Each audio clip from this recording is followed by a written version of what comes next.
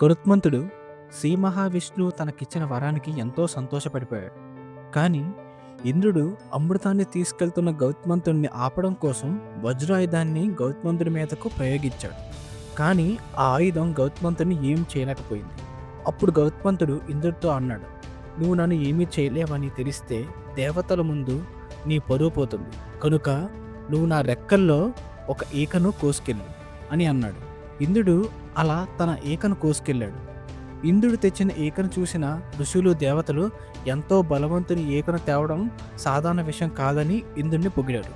అప్పుడు ఇంద్రుడు గౌతమంతుడి దగ్గరికి వెళ్ళి ఇలా అన్నాడు, గౌతమంత, ఇక నుంచి నేను నీ శత్రుని కాదు, నీ మిత్రుడిని.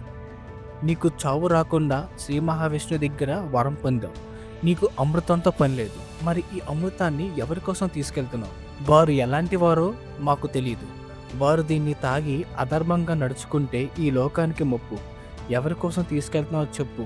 నీకేం వరం కావాలో చెప్పు, అది నేను తీరుస్తా గౌతమంత అని ఇంద్రుడు గౌతమంతుడితో అన్నాడు.